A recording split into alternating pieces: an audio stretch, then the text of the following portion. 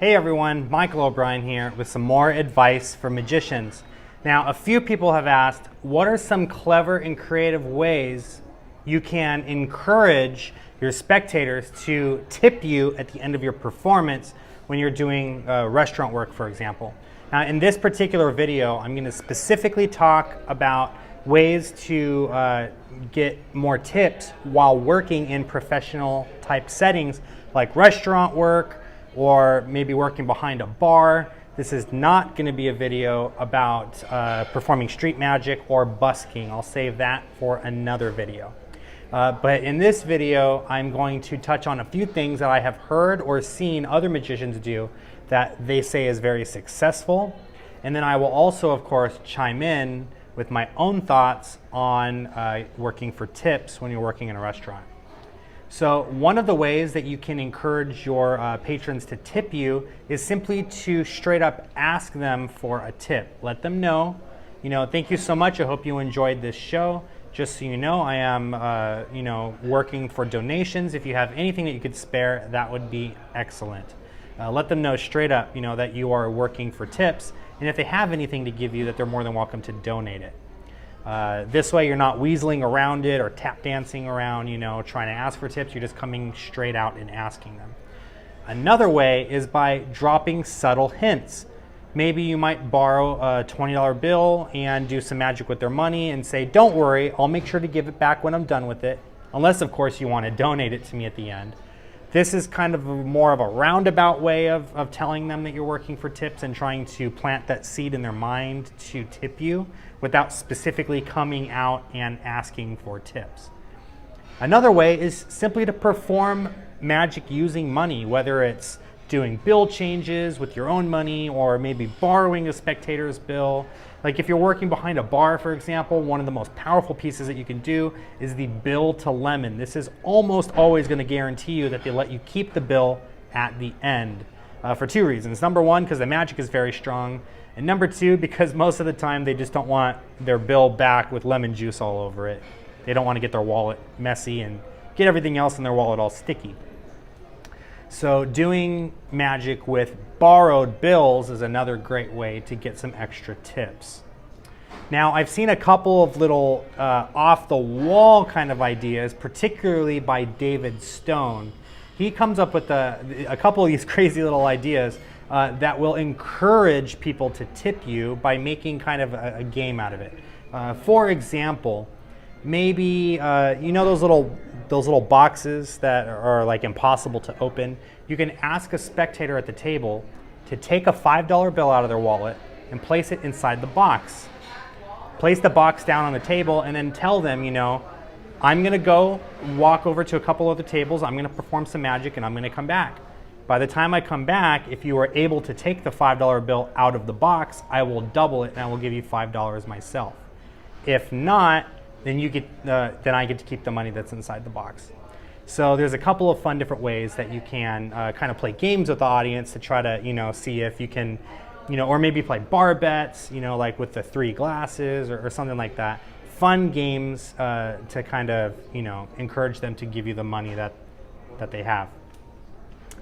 And then last but not least, this is another way that, like I said, I think it could work, it could not, I don't know personally, but David Stone has said he's had success with it. And that is leaving a book at the table for them to sign, like a guest book.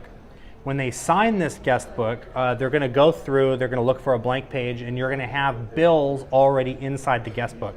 Now, you don't want to use currency from your own country because you don't want people to steal it. So for example, if you're in the United States, avoid putting, $5 or $10 bills in there because people might just take it out and put it in their own pocket. You might want to put some kind of foreign currency in there, like maybe pesos or British pounds or something like that. Something that people are less inclined to want to take for themselves, but still get the idea, that people are giving you money, so it puts the idea of money in their mind, and then they might want to tip you some more. They might want to take that 10 out of their own wallet, stick it in the book, and then close it for you. So there's a few different ways to do it. Last but not least, I personally don't prefer this technique because I think it's kind of tacky, but some people, when they do get tipped, might make a big deal about it and might count the tips in front of other tables so that people can see that you're getting tips from those other tables. Now, like I said, it's a little too tacky for my taste, but that is a method that some magicians have used to make some extra bucks. So those are some methods that you can use to try to improve your tips. Now, I did say at the beginning of the video I was going to talk a little bit about my own personal approach to getting tips while working at restaurants.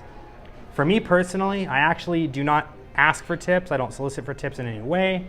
I don't hint that I need any kind of tip.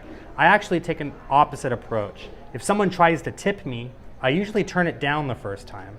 If someone tries to give me money, I'll say, oh, you know what, no thank you, I really appreciate that, but the restaurant's taking very good care of me. Usually you'll notice that probably 95% of the time they will insist that you keep the tip, in which case you can take it from them.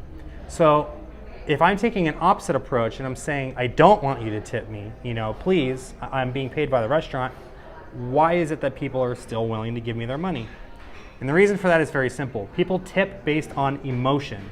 So if someone is still buzzing from your performance, they're really excited, they want to give back, they want to tip you, they want to tell you how much they enjoyed your performance. And there's a few different ways to do this. Of course, make sure that your magic is very impactful, and make sure that it is connecting with your spectators personally. Do your best to perform magic using items that mean something to them, like maybe perform some kind of magic with their wedding ring, or borrow something from their wallet, for example. Another idea is when you're done performing to leave them with some kind of gift to take home. Maybe you borrow a dollar bill, you fold that dollar bill into some kind of origami shape like a frog or a little heart, and then you give it back. Let them keep it as a gift. Or maybe you can turn a napkin into a little napkin rose. Let them keep that. Or it could be as simple as performing a routine with a signed card and then letting them keep the signed card at the end of the performance. Leaving them with some kind of gift is going to increase the chances or the likelihood of them wanting to give something back to you. Of course, I'm talking about them giving you a tip. So the moral of the story for me is focus first on making your magic as strong, impactful, and bridging that emotional gap, connecting you with your spectators as much as possible. Because the more you connect with them and the more positive feelings that they're getting from this experience, the more willing they are going to be to want to give you a gift in return. Anyways, I hope you guys enjoyed this video. My name is Michael O'Brien. If you want to see more videos just like it, be sure to subscribe because we're going to be coming out with a lot more content every single week. If you want to see a video related to this one, go ahead and check out this video right over here. And as always, thank you so much for watching. I will see you guys next time with more advice for magicians. Take care.